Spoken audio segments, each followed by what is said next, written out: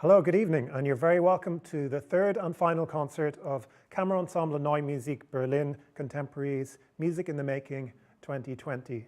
And we're very happy to welcome you back to the atmospheric ambience of KM 28 in Berlin Neukölln. My name is Dr. Liam Cagney. I'm a musicologist at BIM Institute and a critic with Gramophone magazine. And I will be hosting tonight's concert, where, as ever, we will be presenting to you an intercultural exchange of music and performance, discussion, and listening. In KNM Contemporaries Music in the Making 2020, we focused this year on the theme Alone. It's an appropriate theme for the year in which a lot of us have been under lock and key, in self-isolation, in quarantine, and when we've had a lot of time to meditate on what it means to be alone. Composers have been invited to explore these themes conceptually in terms of self-affirmation, autonomy, individualism, and to combine this with an instrumental focus on the solo instrument. So we're happy that this combination of thematic and instrumental focus will bring new perspectives on music going into the new year. And our goal in this series is to bring you musical influencers, if you like, those new and diverse voices that are helping to break new paths and to bring new perspectives to the notated music of our times. This evening's composers are Catherine Lamb, Matti Heininen, Emre Dündar, and Hunjoo Jung.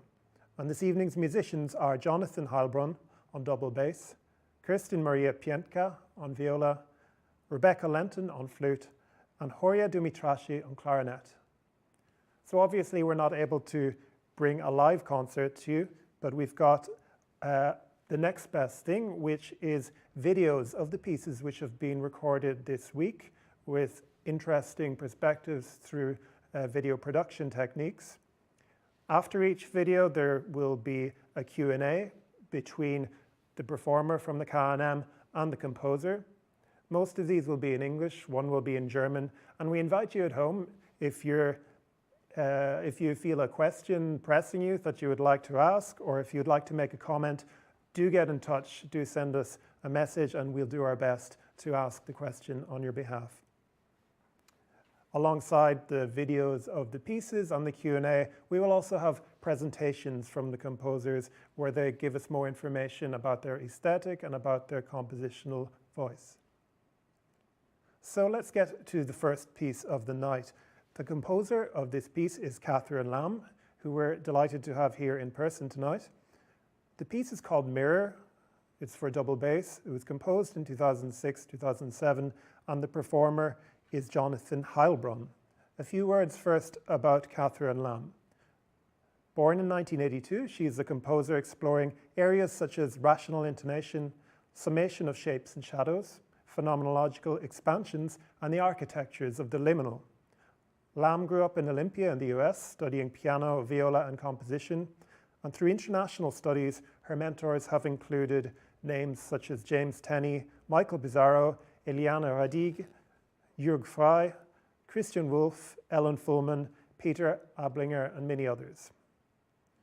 Lamb has helped initiate projects such as Singing by Numbers, Sacred Realism, and the Harmonic Space Orchestra, and she is currently based in Berlin. So let's now hear Mirror, composed by Catherine Lamb, performed by Jonathan Heilbron.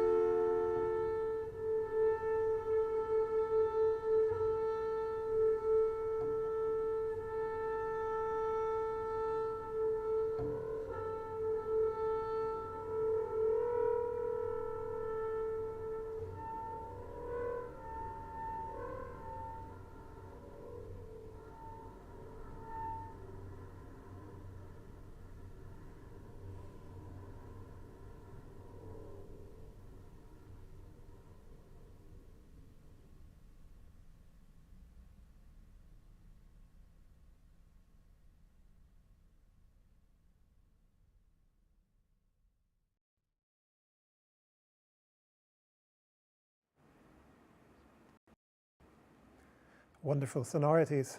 That was Mirror, composed by Catherine Lamb, performed by Jonathan Heilbron. We now have Catherine in person to tell us more about her work.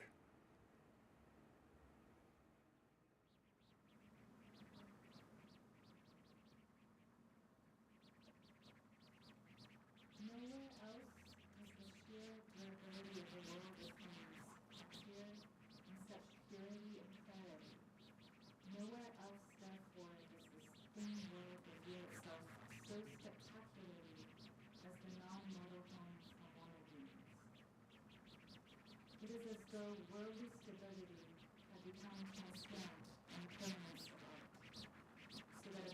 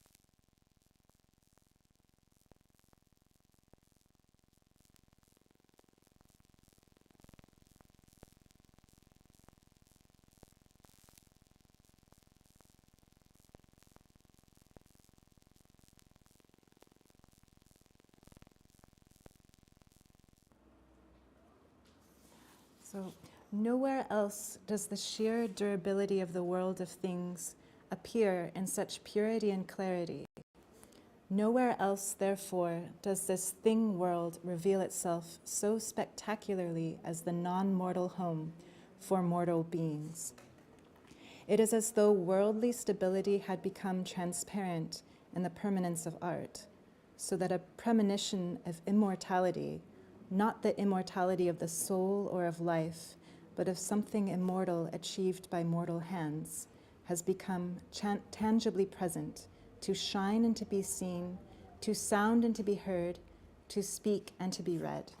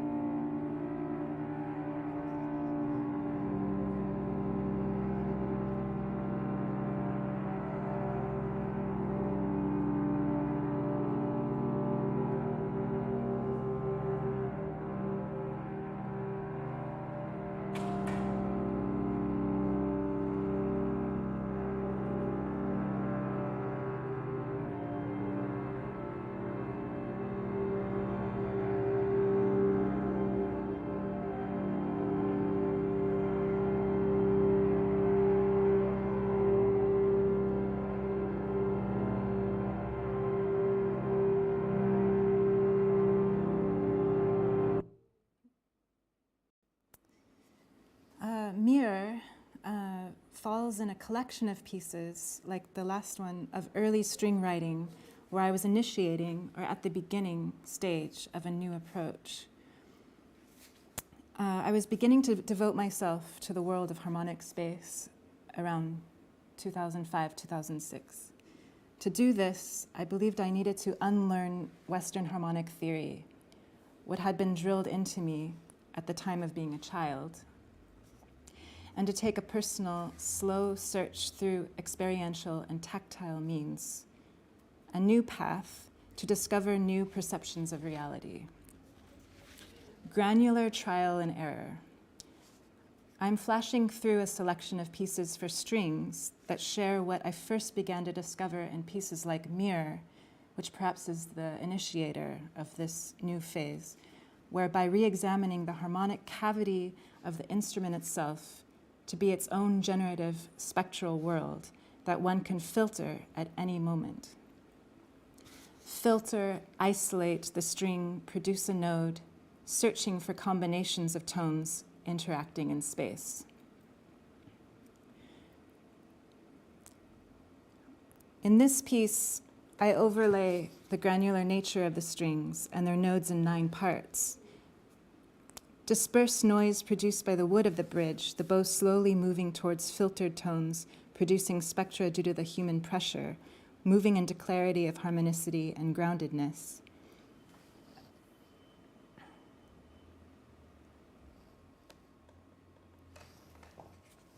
Going to play for a moment right here. Is it playing?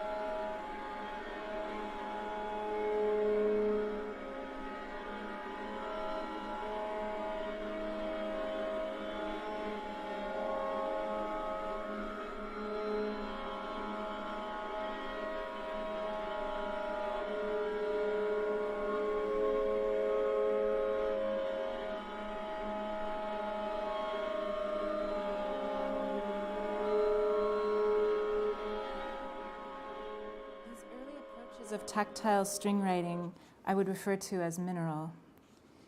If we were to separate 2 separate color theories, one produced by mineral and one produced by light, then I would call this phase heavily mineral. It was exploring the materiality of the strings themselves, including all their imperfections of individual musical endeavors, trying to identify what a color is from the perspective of a limited bodily granular place. I was interested in density, of stone, of matter. Eventually, I shifted my attention away from the mineral and leaned more towards light theory. My first string quartet in 2009 sits in a transitional zone between my mineral and my light phase. I became more interested in the potential of the purity that can only occur between instruments, between humans, in direct interaction, light as a collective entity. This is the crystalline sequence here of pure relations of tone, each fitting into the next combination. So each of these ratios then expanding the next, shape by shape. Here shows the violinist Chris Otto's annotations of the sequence itself. showing where ratio identities might be perceived and therefore identified or named in minute differences, less than a cent. So what one person might call this ratio, another might call this ratio. This shows to me that at this time I was still composing at the granular body of the resonating viola under my chin, then analyzing the ratios after the fact. And the Jack Quartet just performed this piece last week, so I thought I would play a very short excerpt of it. It's this page starting from here, just showing one crystalline movement down. After this piece, I began to solidify the numbers as intuitive entities, naming tones as numbers and frequencies rather than letters, separate from scale or the division of the octave, but rather a multiplicity of generative points that coalesce into shapes and shimmer together.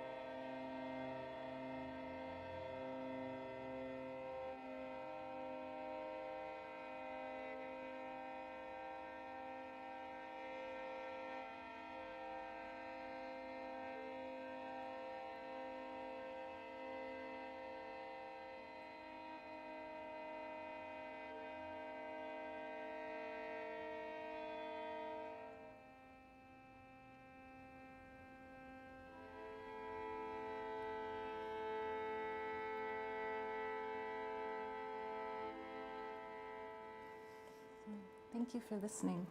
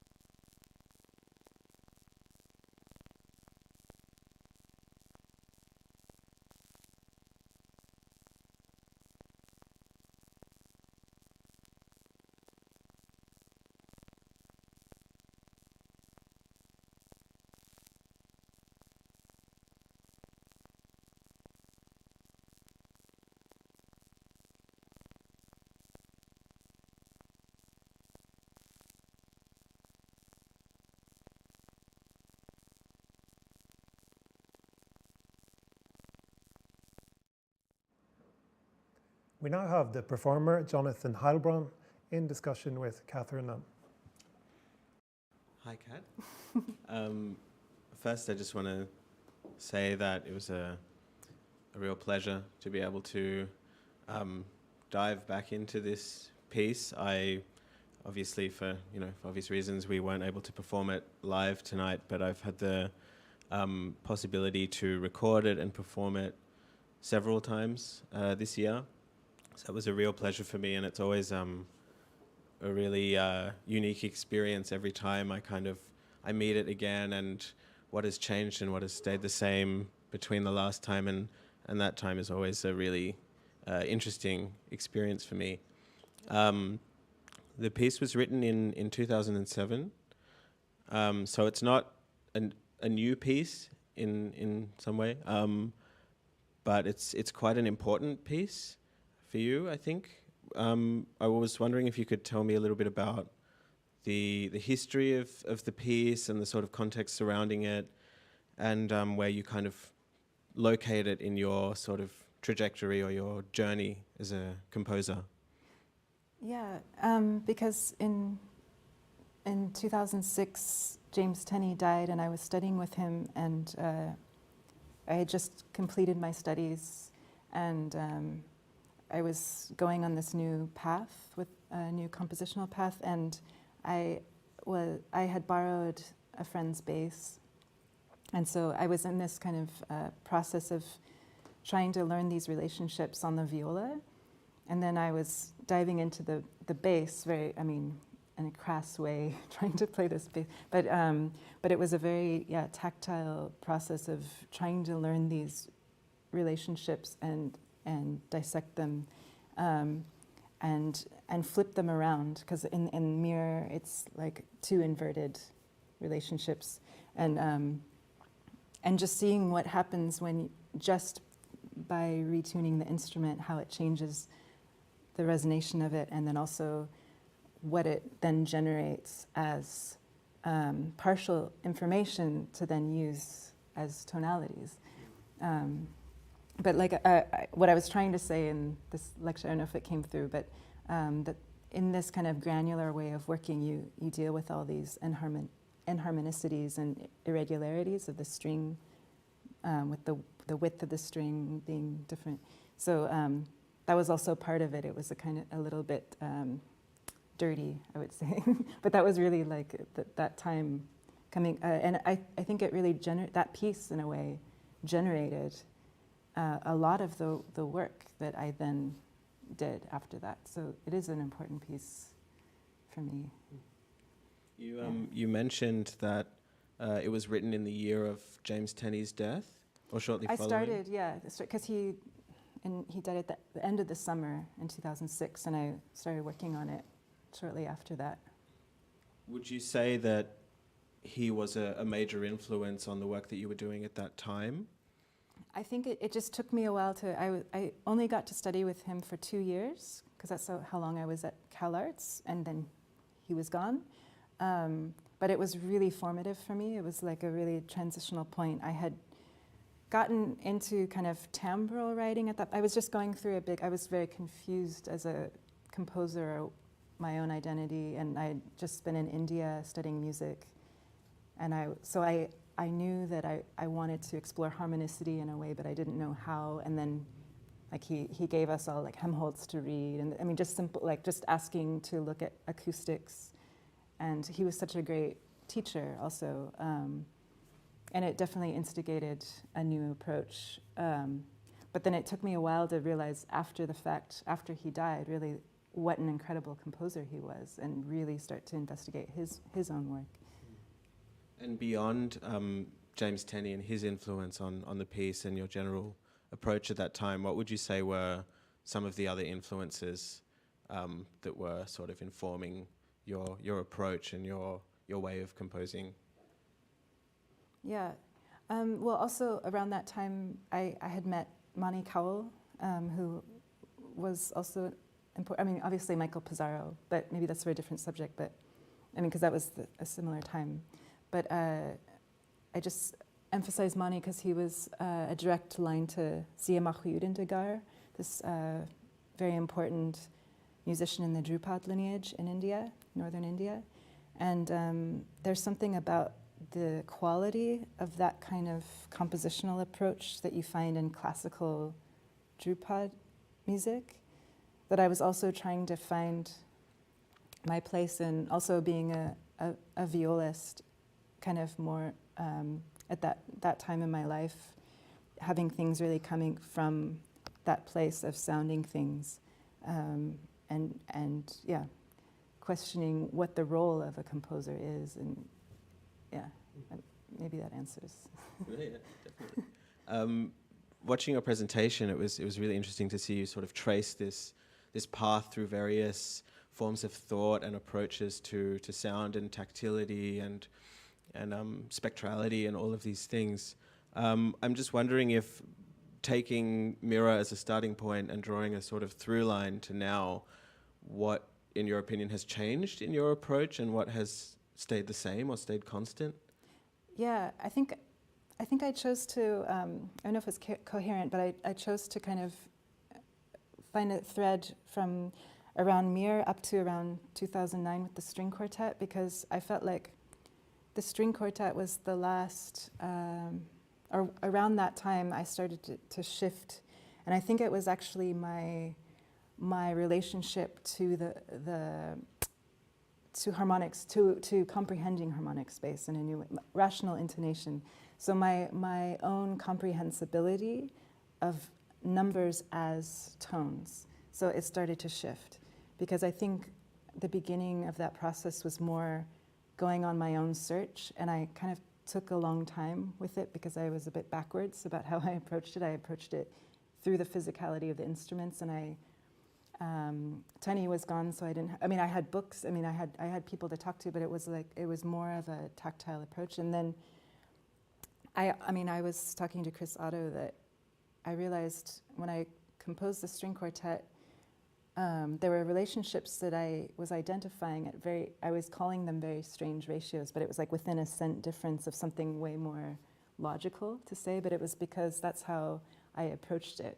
I would identify it as, okay, this ratio, and I would sound it, and then sometimes I would work in an intuitive way and then analyze it after the fact. But then I started to notice that the numbers started to be tones for me at some point. There was a shift where I would see the numbers and I would see all these relationships. And then I think that started a kind of new phase, which I was trying to like separate mineral and light. I thought that was kind of, actually I think that that's true, because then it started to go through like filtering and combining between points rather than coming from like one cavity, if that makes sense. Yeah, putting things more in relation. Mm-hmm. So it's a very rich discussion, and I'm sure we could go on all night, but it's time to move on to the next composer. So many thanks to both of you for your insights. So on to our second composer of the night. And I introduced to you Matti Heininen, who is present tonight via video link. We're going to hear his piece, Study on Apparitions 5, Poison, for solo viola, composed this year. It will be performed by Kirstin Maria Pientka. A few words first about Matti Heininen.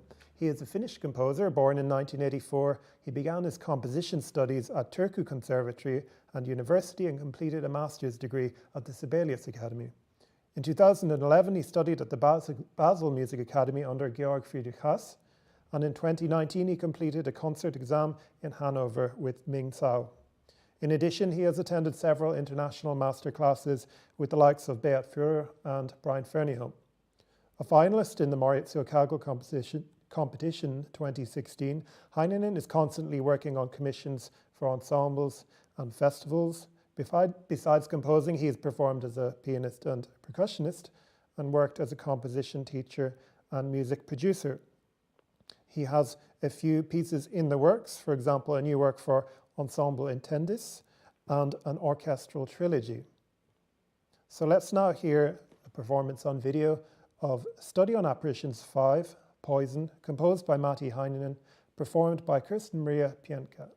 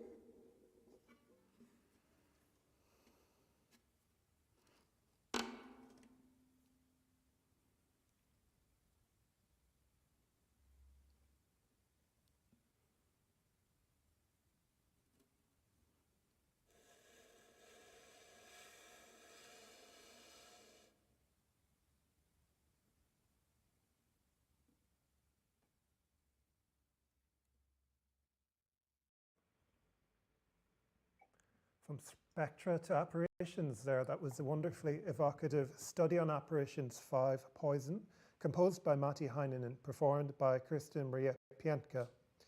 And we now present a discussion between the composer and performer for you in German. Hallo Matti, schön dich zu sehen. Es ist gar nicht so Hi, einfach im nice to Moment. see you. Ja, vielen Dank für dein schönes Stück. Es hat großen Spaß gemacht, das zu studieren. Und ich freue mich immer, wenn es neue Werke für Bratsche gibt. Und deins ist wirklich sehr schön gelungen. Schöne Farben, ganz vielfältig, hat Spaß gemacht.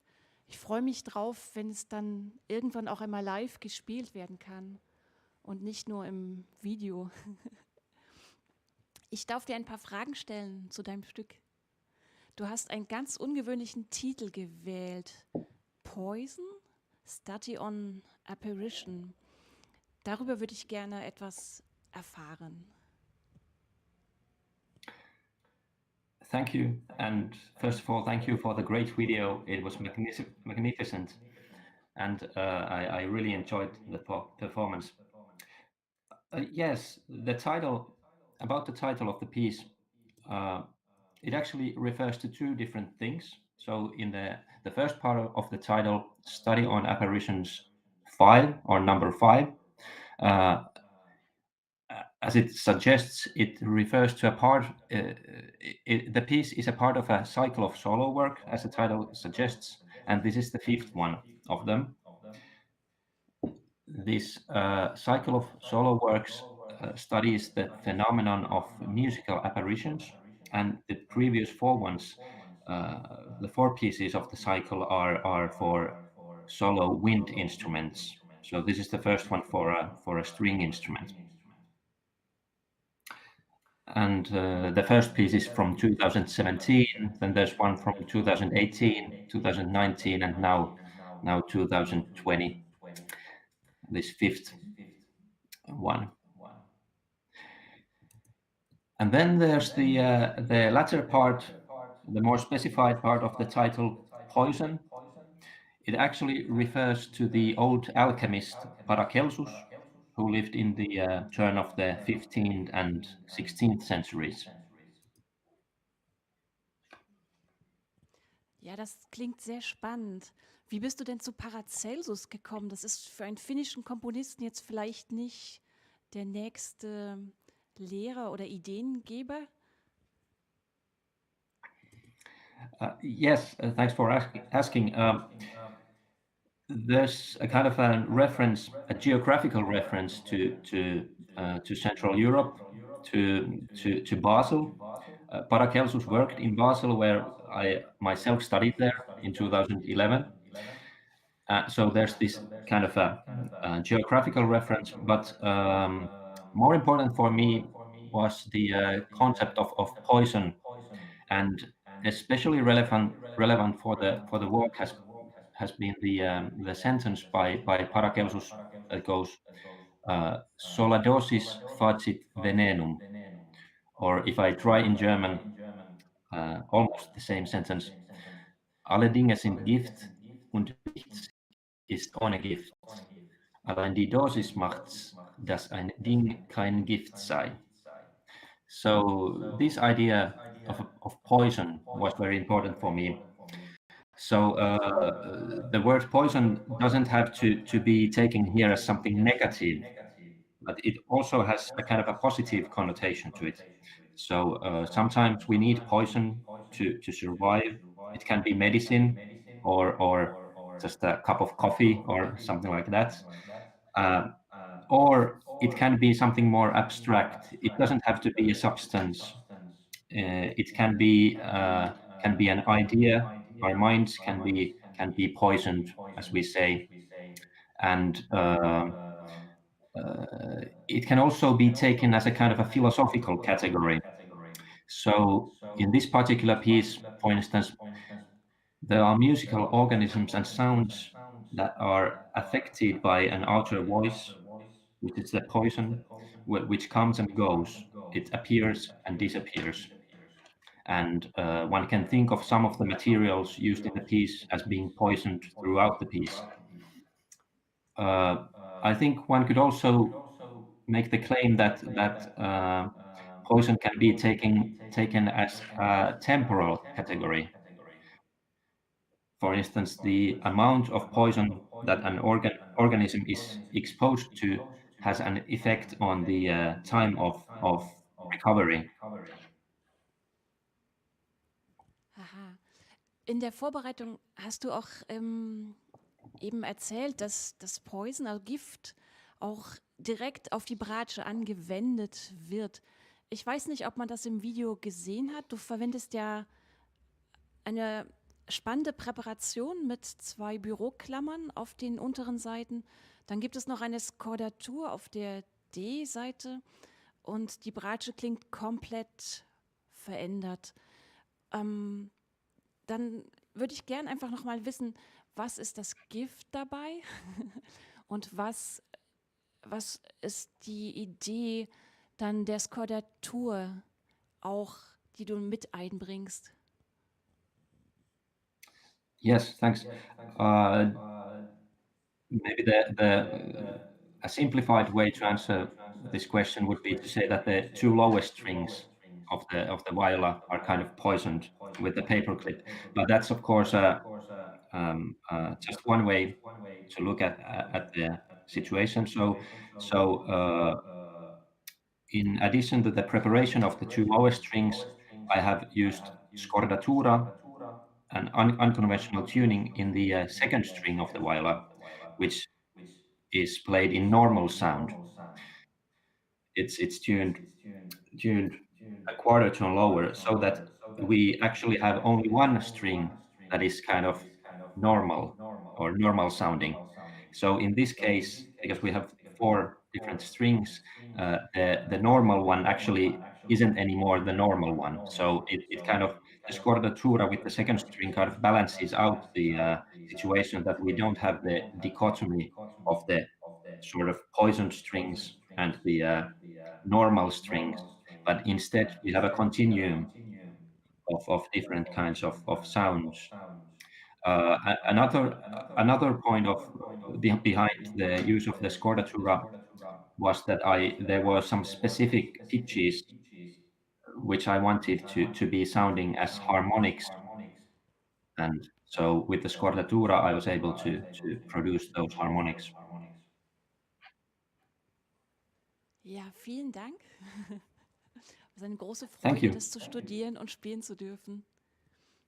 Okay, vielen Dank for that discussion. And again, that was Study on Apparitions 5, Poison, composed by Matti Heininen, performed by Kirstin Maria Pientka.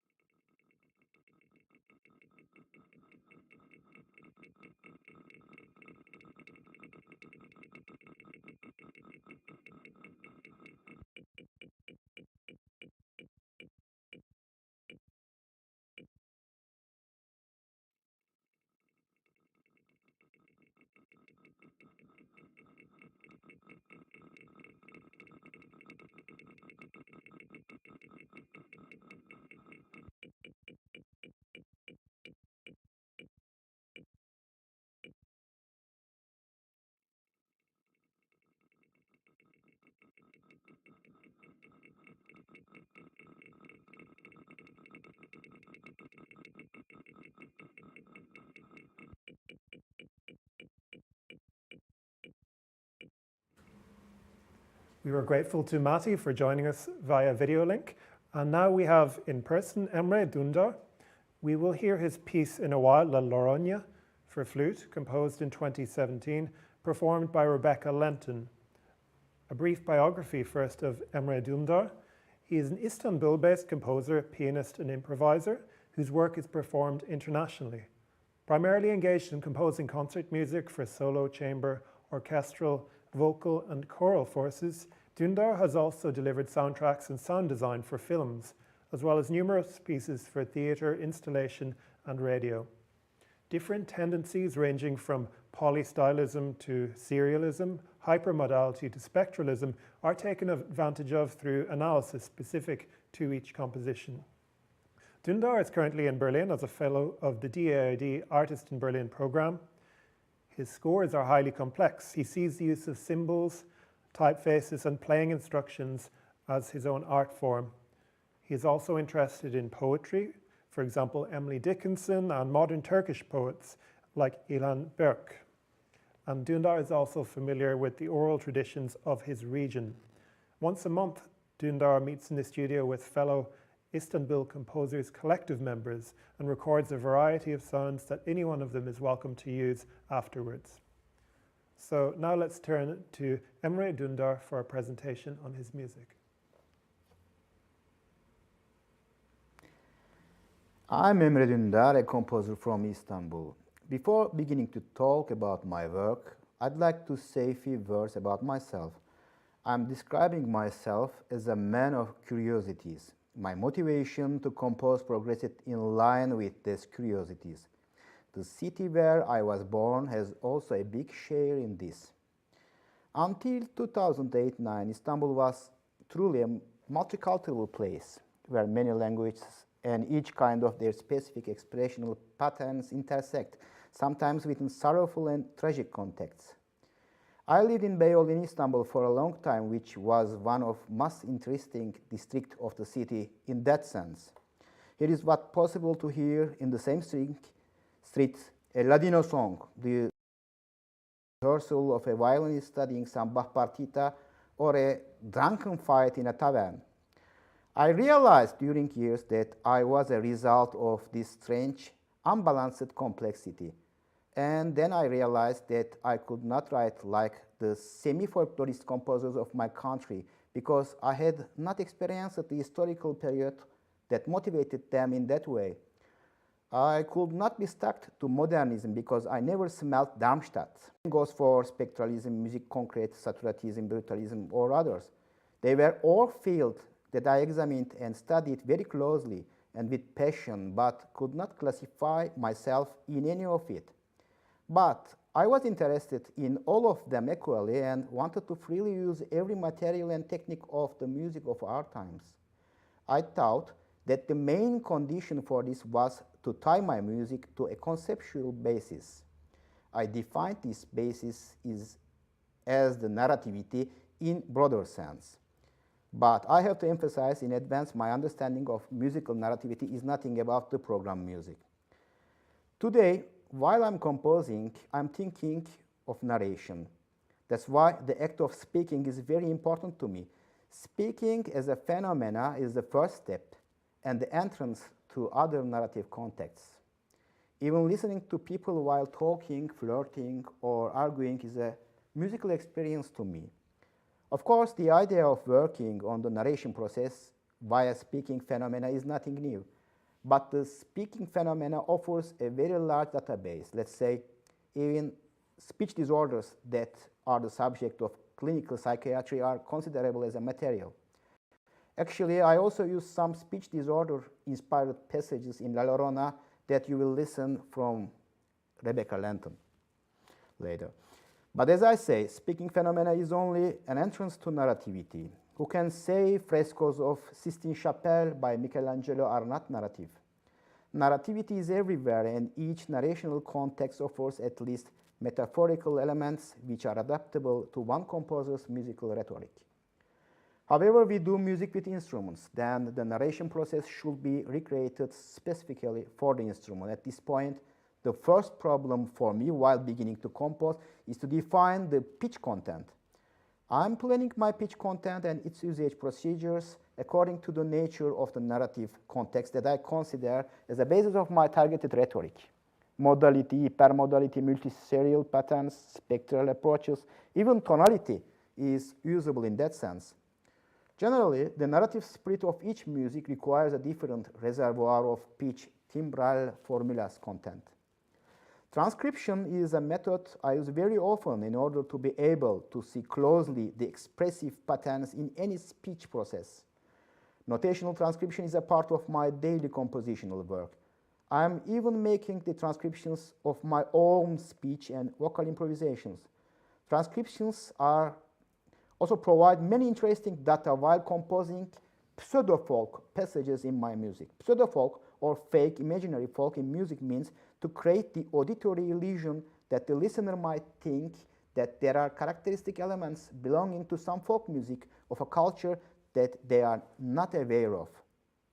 I'd like to make you listen my transcription from a Helvetin ceremony which recorded in Southeast Anatolia and my adaptation to ensemble. Helvetins are a very small community whose their languages are almost extinct today.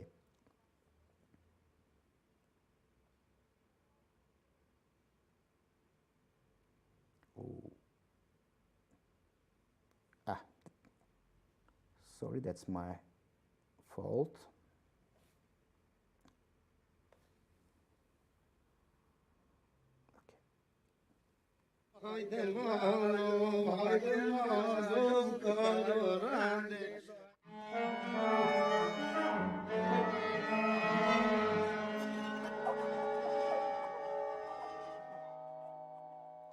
And an example of transcription of my vocal improvisation, actually an onomatopoeia and its adaptation to violin and flute.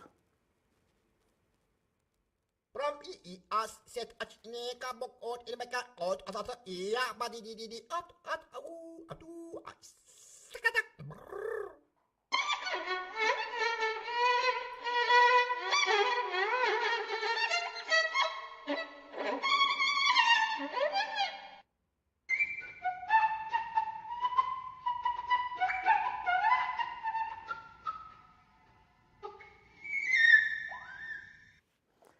While planning the holistic form, especially in recent years, I've been frequently using the forms of poetry. However, the form of the poem is based not only on metric systematics but also on linguistic metaphors. That's why it's not possible to simply take the form out of any poem, because possibly when you try to do that, you can only have a meaningless template. But it's quite possible to get some structural strategies to establish a new musical form. I'd like to make you listen an extract from the beginning of my Récit for chamber orchestra. That piece was totally built on the idea of reading a poem out loud.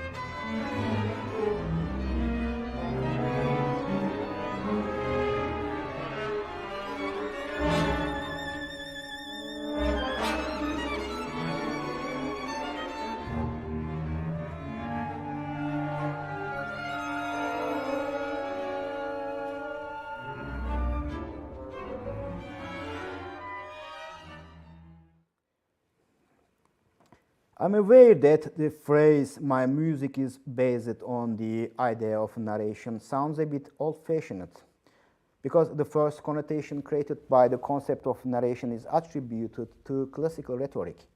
But narrativity is a phenomenon that does not only exist in oral traditions, like, you know, it's a concept and also a macro metaphor which is everywhere in the history of art. But of course, there are some criteria for me that distinguish narrative from non-narrative in music. In my point of consideration, generally one music contains some degrees of narrativity if in that music the sound sources are ontologically linked with the sound they produce. Conversely, if the sound source role is to produce some targeted sound functionally, the musical process is generally not about narrativity. If needed to say shortly, the difference is about that if the music is composed for the instrument or for the instrumentist. But while we consider the musical narrativity in broader sense, of course, it's also possible to create a narrativity without the expressional participants of performer. In that case, the formal continuity itself may be organized with the aim to present some linear or semi-linear narrative context. Thank you for listening.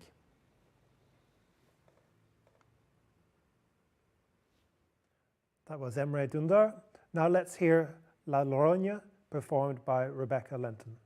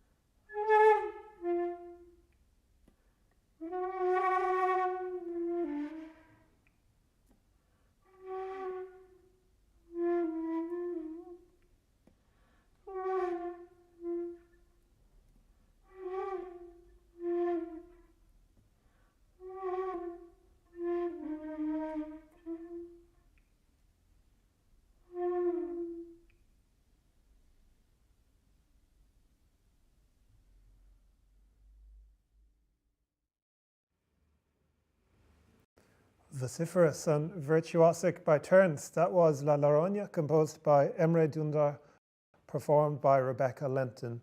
And now Rebecca will ask Emre some questions about the piece and its practice. Hi, Emre. It was a great pleasure and very interesting to learn your piece and work with you on this solo flute piece, La Llorona. A couple of questions I have. La Llorona means weeping woman in English, crying woman, weeping woman. It's about a very tragic legend about a woman whose husband, partner betrayed her, and she felt so desperate she ended up drowning their 2 children, and after that drowned herself. Before she was allowed to go into heaven or the afterlife, she was condemned really to the eternal search of the souls of her 2 children. So this, as far as I understand, is a very well-known legend, particularly in South America. My question for you today is what reasons did you have for picking this particular legend, and why did you choose the flute to tell this story? Then I was always dreamed to write a solo flute piece, but I didn't find a reason for that. I listened many musics for solo flute musics of Sciarrino, wonderful pieces of Ivan Fedele, and many composers wrote many good pieces for flute, and maybe the effect reservoir and expression reservoir of flute are, I cannot say finished, but imagine Sciarrino, then he wrote a lot of pieces for his amazing opera flute, then in many expressions, a lot of techniques, maybe all of extended techniques, and I asked myself to write an expressional reason to write for flute. And after that, I remember the story of La Llorona. This is a very famous Latin folk tale and very sad story, like you explained it very well. And that this is a woman's story. And I think on the image of a woman just around the river, alone, in a purgatory, kind of purgatory, and with whites, and this woman could play only flute, I imagine, because this is a very pagan image, you know. Then flute is in my opinion, it gave me always the pagan imagination. And I dreamed of a woman with whites. Honestly, it's also dangerous woman because she's a ghost and she's continued to kill children and young men. And I am dreamed myself hiding behind the tree and listening her music and dictating what is she telling. And that image caused that music, and I find the reason to write many expressions. I find the reason to write the extended techniques, then that music occurred like that then.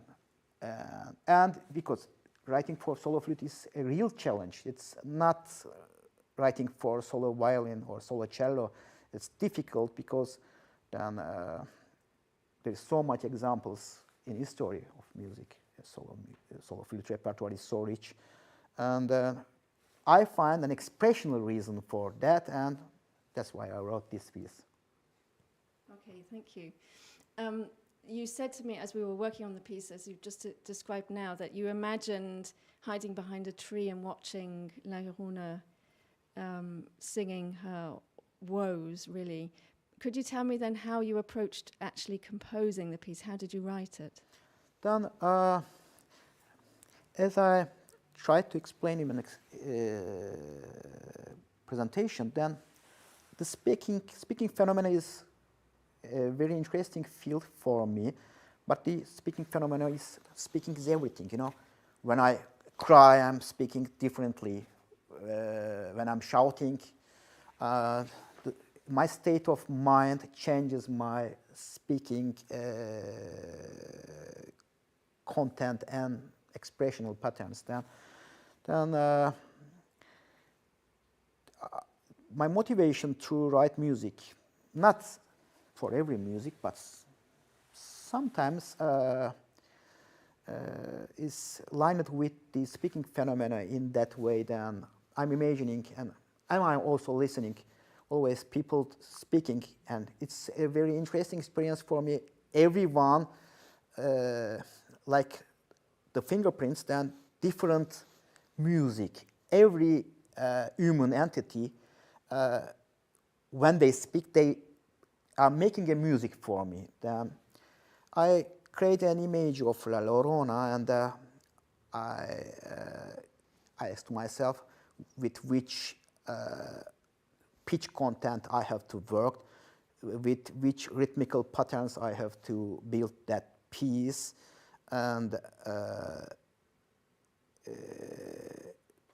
of course virtuosity is important thing for me. When you write a solo piece, then you have to keep in your mind, then you have to make some virtuositic, you have to use some virtuoso techniques, then because that's music, then how can I find, yes, of course. Then I planned that music like that. Then this is an speaking metaphor of a sad ghost, La Llorona. Then yes, this is, I can say this is program music. I have to be honest, yes. And you also used a lot of the vocal element, so I had to play and sometimes sing or use my voice at the same time, so you incorporated. Yes, then the flute is so advantageous in that sense that it's many ways to use and add vocal effects to the sound. But for using some extended technique, I need a reason. And if there is no reason, I don't like to use extended techniques. Then La Llorona, and alone ghost, that image around the river alone, and will be alone for centuries, of course, until the end of times. Then yes, she has to use her voice, she has to cry, shout, and make strange noises, and that's also in that way, in the folk of Latin America, they imagine, then I heard this sound coming from the river, it has to be La Llorona. And this is also folkloric thematic, there's voices, La Llorona's voices. And this is, yes, this is a story of a sad and sad woman, yes, but actually La Llorona is a monster. Then she has to create some effects like that, theatrical, and I find a way while writing that piece. Then I have to use some voices. Then And yes, I did in that way. So a lot of the time I had the feeling, the wild parts when you were trying to portray La Llorona as she was on the verge of madness or being wild, that was the sort of the It's kind of screaming part Medea, the voice. actually, and that character is, and but you know that the in the artist story there is not so much mad woman character. Let's think on Melisande, yes. Medea, yes. Lady Macbeth is not mad. But then we need more woman stories in art. That's why I'm interested to such stories like that also. Then I wrote another piece for cello and violin. Then there is a term, you know, that flaneur. Then this is a kind of vagabond. Then, but why there is no flaneurs? You know, we are talking always about the man stories, madman stories. But yes, I would like to write a mad woman story. Then I wish to realize that, and the flute is so advantageous for that, and maybe the only option, because the story, as I told, is a pagan story, and kind of pagan, and a woman with whites. What can it be else? Then I add voices. I find reason to extend the techniques to that. I can to stuck to that image, and I wrote it in that way. That's what art is for, to tell us unheard stories and to bring these new perspectives, as you did so well in that piece. So I think we should move on now, but thank you very much to Emre Dündar for joining us this evening, and Rebecca Lenton. My pleasure. Thank you so much. So now moving to our last piece of the night, the composer Hunjoo Jung's reflection, refRAction, difFRAction for bass clarinet and live electronics, performed by Horia Dumitrache. A few words of biography.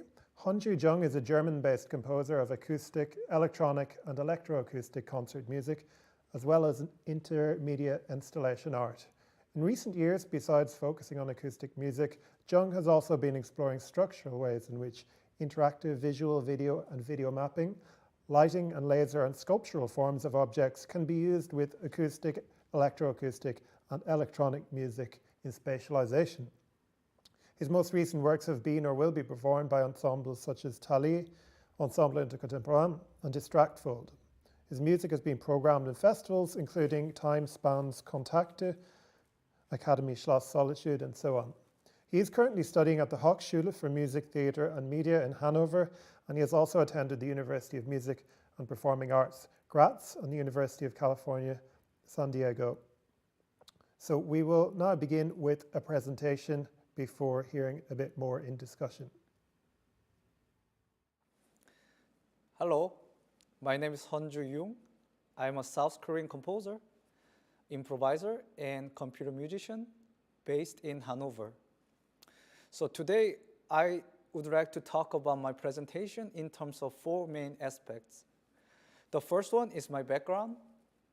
My earlier music is quite personal, and I have a little bit different musical path, so it would be very helpful to know my background to understand my music. For the second part, I would like to talk about what my music is heading to now. So since I moved to Germany last year, my compositional process approach is changing a lot in terms of various aspects. In the third part, I want to talk about the piece that I will be performed in KNM Contemporaries. I will explain about the piece in terms of the historical context, intention, and computational process. Then last part is, briefly, I want to talk about decolonization. This is my crucial keyword for my recent composition up to now.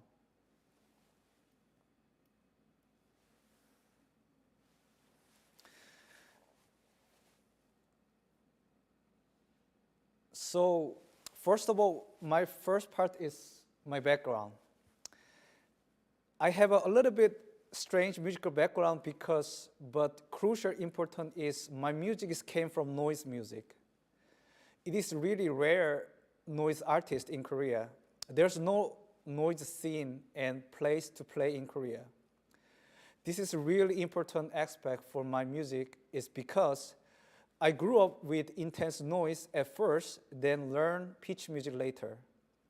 Unlikely other composers, I think my path is opposite. Most contemporary composer, I think they learn classical music and pitch music, and then later on they move to noise. But I'm the opposite.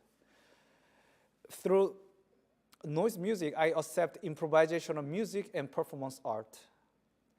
I have totally distorted the concept of the meaning of the consonants and dissonance as well. So I still remember in my first theory class, teachers play the third trial chord. It's a C major. That was the most strange moment for me because he said this is consonant sound, but I didn't feel that that's the consonant sound. And the problem is I still don't know what is the consonant sound and dissonant sound. And this background helped me understand noisiness in terms of not only musical contents, sociology, and political sense and aspect. So when I was in Korea, I was totally isolated from Western classical contemporary music. I don't even know how to notate, even when I was until 24 years old. I don't even know Beethoven, Bach, Lachmann, even when I was 24 years old. Ironically, even though I live in Korea, I don't even know Korean traditional music and culture. At the same time, I made noise music at the time, but there's no scene in Korea, so I am even isolated by the world as a noise artist. So I was totally disconnected by the world, and I had to figure it out. Everything is on my own. So throughout this process, it helped me finding my own interest.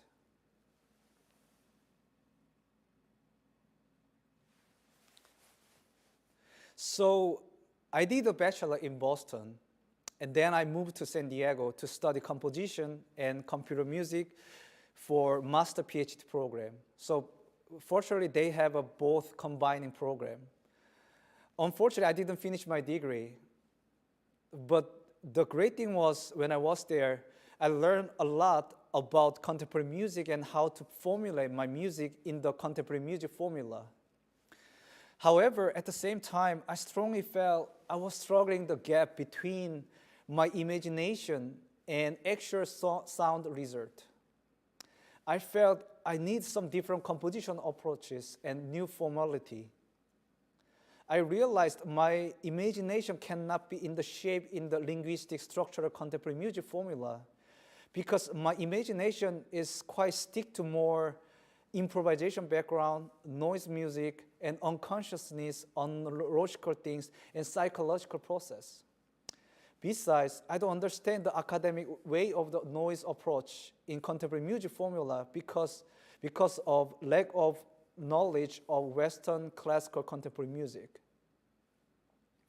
This is really effect for me for a long time, and at the same time, I was quite resist academic way of the noise music because I felt that this is really what I came from, and then I didn't feel that this is really didn't understand the shape of the noisiness in the more in terms of the more sociology relationship. So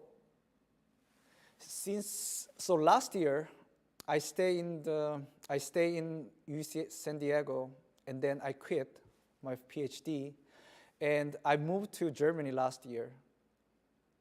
So since I came to Germany, my music is changing a lot. The biggest difference is my music is changing from emotion to sensation. Before coming to Germany, I focus on my own personal expression. I actually use composition tools to express myself. But since I came to Germany, I realized I need to step back from myself and manipulate sound. itself from outside of my composition. So emotion is quite fixed and more of a concrete way of defining feeling.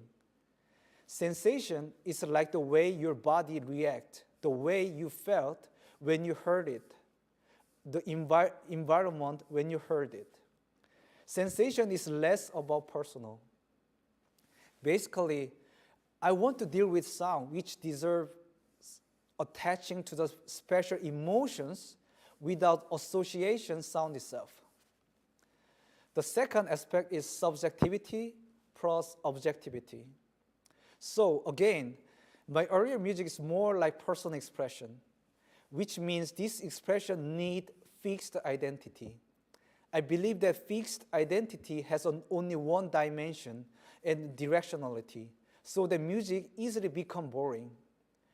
I realized that no identified idea should flow and have a more different role and various functions for the entire piece. However, I don't want to make my music become like random.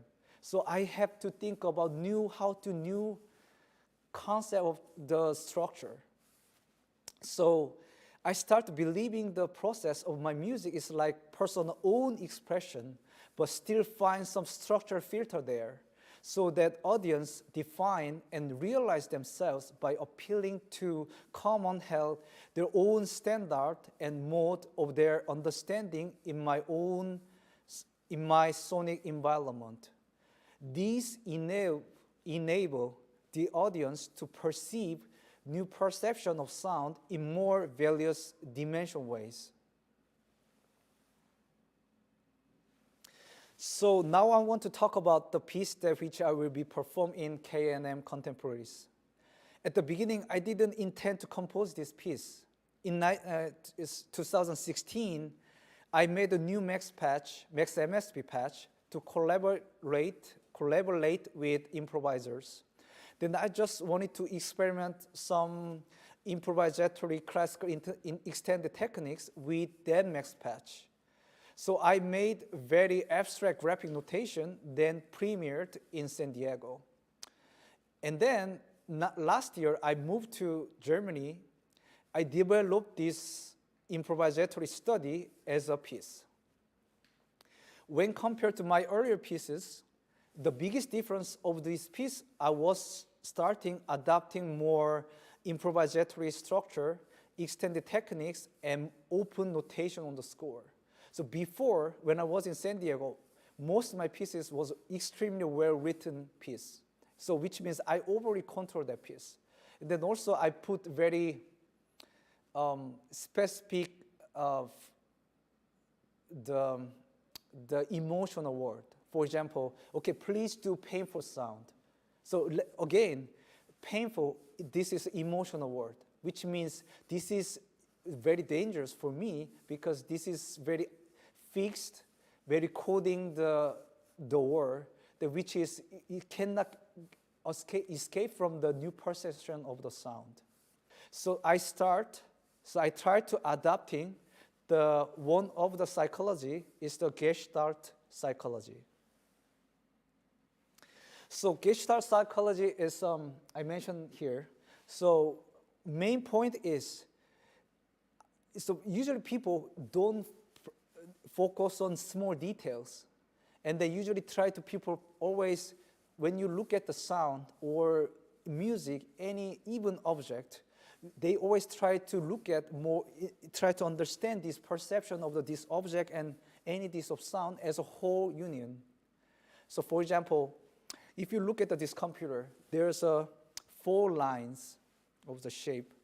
But we don't look at, okay, this is the computer, there's a keyboard, and there's a line, 4 lines of this.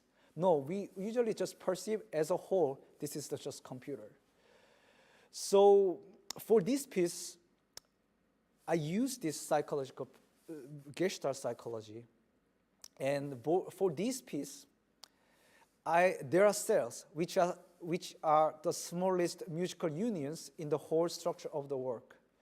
In the first section of the piece, the cells are united and use it as a developmental motif. So they has a part as a more role as a thematic context. I use a lot of uncontrollable extended techniques such as teeth with plutonguing and multiphonic sound, and the performer executed the frame in his or her own way in his time structure. So during the first section, these cells are saved in the max patch, then transformed to the other sound sources. In the second section, the motivic cells from the first section are degraded and reinstated and independent of their previous context. The second section is quite improvisatory and interactive with multiple computer-generated sound, stutter, complex, delayed, granular synthesis, and glitchy techniques. So through this process, I want the audience to ruminate on how the processional temporal unfolding generated cells relate to the preceding moment so that the audience can get into new space with the memories. However, the audience will perceive confusion and illusion from the memories. In the third section, these cells are reunited and transformed via a real-time audio process, such as granular synthesis, time changing with expansion techniques. So these transformations allow the audience to once again get into the new spaces with a new perception sound, even if the celling is cycling.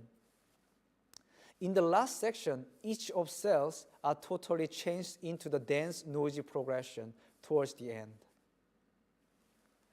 Okay, so last thing I want to talk about is decolonization. For a long time, I always feel like my music is not my music. I don't know why I felt like this.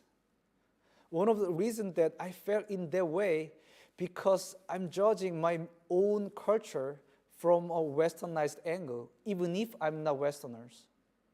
Unfortunately, the classical music and contemporary music is not my history. So it takes a lot to understand this piece, this history. I constantly ask myself where your music philosophy and perspective come from, something that you actually feel and think. It doesn't mean that I exclude Western style. I deeply admire contemporary music and German culture, that's why I came here. Or that I intentionally find Asian contents to put into my pieces, like using Korean melody or instrumentation, like Asian instrumentation, something like that. I extremely against it because this is many Western culture expected from Asian composers.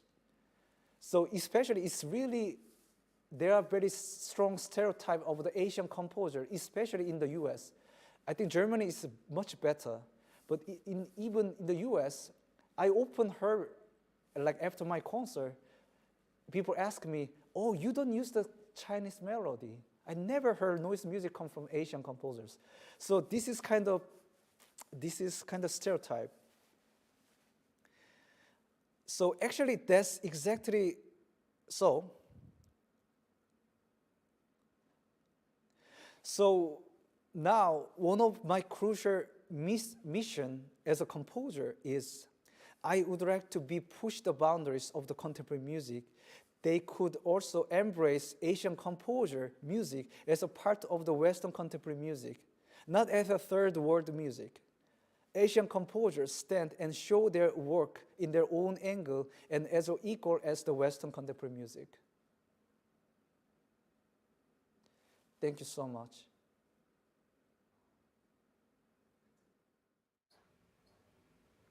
That was Hunjoo Jung talking about his music in relation to his piece refLEction, refRAction, difFRAction. And we have Hunjoo here with us this evening via video link. Hi Hunjoo, how are you? Hi, how are you?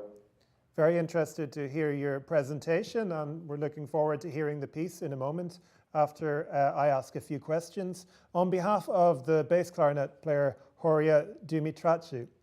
So the first question Horia had for you was, what is the place of this piece in the context of your entire creative work? Was it, for example, a source of inspiration for future pieces? Did it bring you courage to go even further in experimentation? Um, yeah, I'm composing two commission pieces recently, and one is piano and electronics, which will be premiere in the festival in the U.S., UC Berkeley and Stanford. This piece is inspired by psychologist book by Freud, which is title is Das Unheimliche. This book is mainly talk about the uncanny valley effect. So basically, uncanny valley effect is the term used to describe the relationship between the human like appearance, like robotic object, and the emotional response it evokes. In the phenomenon, people feel a sense very strange in response to the humanoid robot that are highly realistic. So this piece is close to more a contemporary music formula. I have a kind of two different approach. One is more contemporary music formula. Another one is more close to the experimental music area. So for these pieces, there are more pitches and many old perception of sound and gesture. So in that case, I usually try to build like discursive structure. Very strange structure is something that should make sense. So old perception of sound has many repertoire. So when they perceive old perception of the sound, then usually audience have some expectation because they used to hear this kind of gesture had already before. And my plan is I want to kind of twist it, and then I want to open another direction so that audience feel more confusion and on expectation to the audience. So this is my another challenge. And another commission piece will be premiered in Klang Festival in Copenhagen. It's gonna be performed by difFRAction Ensemble based on UK. So this piece is gonna be opposite of the piece. So piano piece is gonna be more based on contemporary music repertoire of formula, but this piece is gonna be more like experimental music side. And this piece is gonna be really challenge for me because I never composed very quiet piece, and this piece is gonna be very quiet piece and then very long, like 30 minutes. I never composed before over 50 minutes. Actually, this bass clarinet piece is 40 minutes. This is the longest piece among my pieces. So there are some reasons that I always design try to make a short pieces. So in the case, because so this piece is very long, and then I use more texture clang gesture. So in the case, it's the opposite of the piano piece. I try to build my own history and build a new perception of sound and sonic environment. And so in the case, I try to not to use more old perception of sound. So I try to build my own history, and then audience perceive this new sonic environment and then this history, and then later I want to twist these memories to the audience to give the confusion. So to give the unexpectation and give the confusion is so important for me to compose my pieces. So, and that this is very important for my next step for my experiment.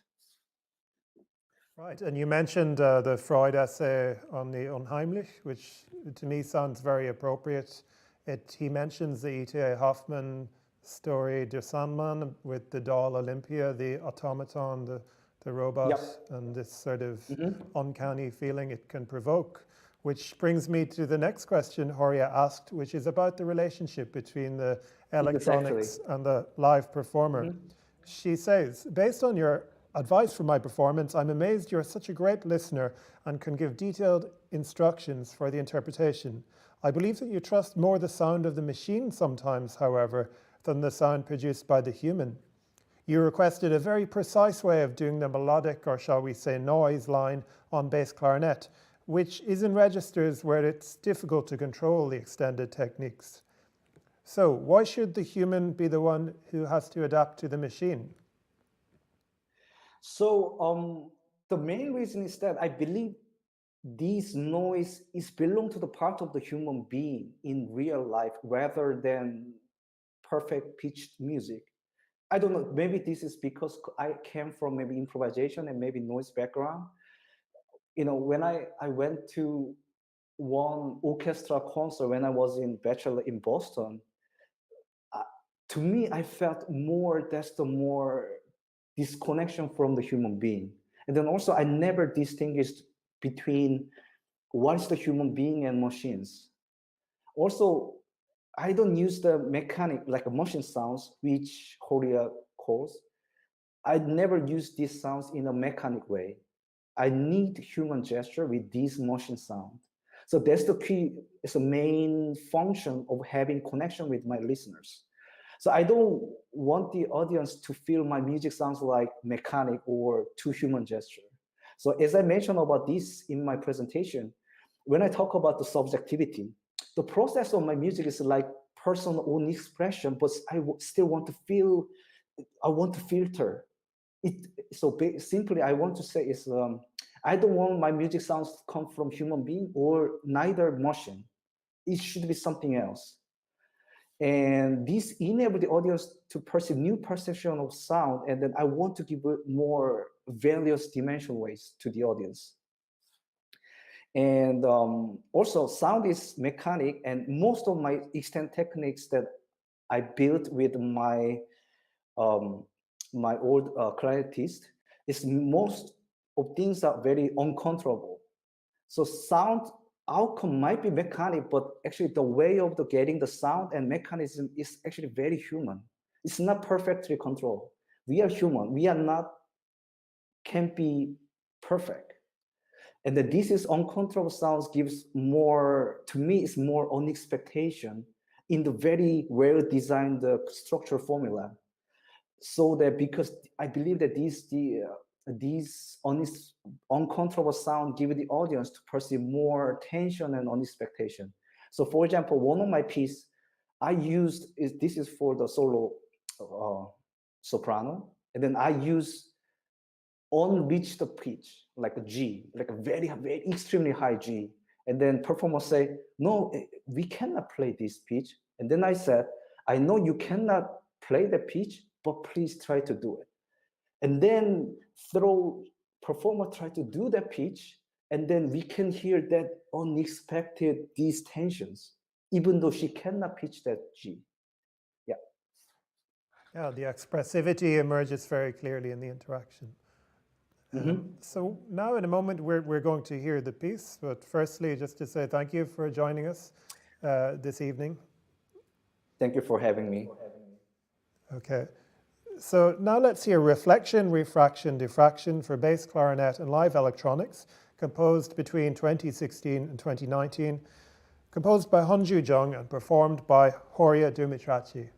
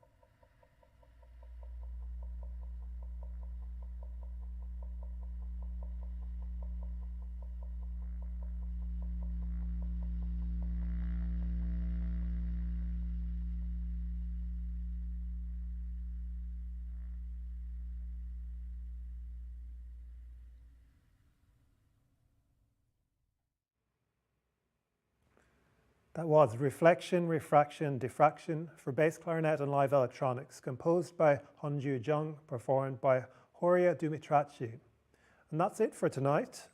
Thanks again to all of tonight's composers, Catherine Lam, Matti Heininen, Emre Dündar, and Hunjoo Jung. This evening's musicians, Jonathan Heilbron, Kirstin Maria Pientka, Rebecca Lenton, and Horia Dumitrachi. We're very pleased to bring you over the course of this series on tonight music from several different continents, truly international perspectives on the world of contemporary music, to look backwards via the theme alone onto the year we've just had, and through these different perspectives onto the year ahead and open playing field in 2021. So thanks very much for joining us, and see you next year.